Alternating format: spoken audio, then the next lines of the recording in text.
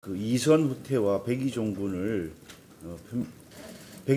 택했던 소위 삼철이 정치활동을 재개하거나 정치활동을 하려고 하고 있다고 합니다. 전해철 의원은 이해찬 대표의 특보단장을 맡아서 앞으로 할 일이 아마 총선의 단일 대우를 구성을 해서 당권파와 친문 직계를 아우르는 그런 역할을 할 것으로 그렇게 생각을 하고 있습니다. 또 양정철 민주연구원장은 최근에 서훈 국정원장을 만나서 비공개 회동을 해서 구설수에 오르더니 이어서 박원순 서울시장, 이재명 경기지사와 잇따라 만나며 내년 총선과 차기 대선을 염두에 둔 그런 회동이라고 짐작할 수밖에 없는 그런 상황입니다. 어떤 공무원보다도 엄격한 정치적 중립성이 요구되는 지방자치단체장이 여당의 연구원과 협약을 맺는 것이 적절한지에 대한 논란을 피하기 어렵다고 생각합니다. 그리고 현재 자유인으로 있는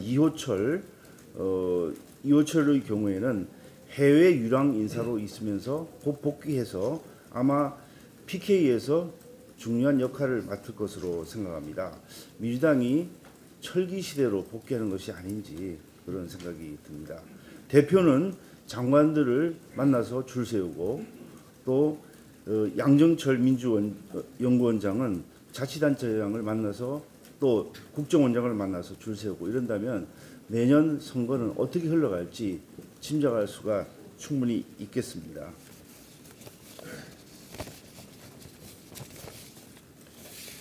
제가 자유한국당 대북제재특위위원장을 맡고 있어서 지난해부터 활동했던 북한 석탄 반입 의혹 규명특별위원회에서 여러 가지 활동을 해서 그동안 의문에 있었던 부분들을 밝힌 바가 있습니다.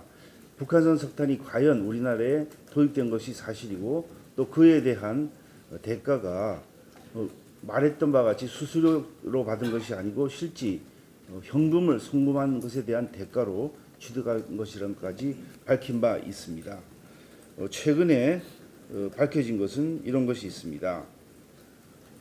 5월 8일 대북제재특위 3차 회의에서 한국 국적 피파이오니어호가 공해상에서 북한 유조선의 정제유를 직접 불법 환적한 사실이 확인이 되었습니다. 2017년 9월 22일부터 24일 동중국해 공해상에서 북한 유조선 금운산호에 1820톤의 정제유, 유선호에 2500톤 등 4320톤을 피파이오호가 환적한 바 있습니다. 이 가격을 환산해 보면 톤당 510불 정도라면 대략 한 220만 달러, 26억 원 정도가 해당된다고 생각합니다. 여기에 관련된 회사는 세계 제3위의 원유 중개 업체 회사의 싱가포르 지점과 또 중국의 업체라고 합니다.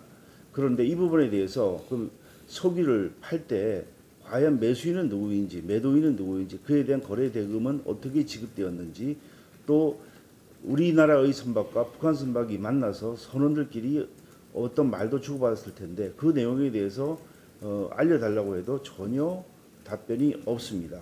그래서 이 부분에 대해서는 지난번에 나왔던 북한산 석탄 25,500톤을 반입하려다가 지금 미수에 그친 와이즈 어네스트호에 관련된 것과 함께 수사를 하지 않는 점에 대해서 수사를 촉구하고 만약 이 부분이 계속해서 이런 상태에 있는 것은 더 이상 우리 국민들의 이익에 부합하지 않기 때문에 조만간에 법적 조치를 취할 것임을 알려드리겠습니다. 당의 대북제재특위 활동에 대해서 대표님과 원내대표님 등 당 지도부와 한국당 모든 의원님들의 관심과 성원을 부탁드리겠습니다.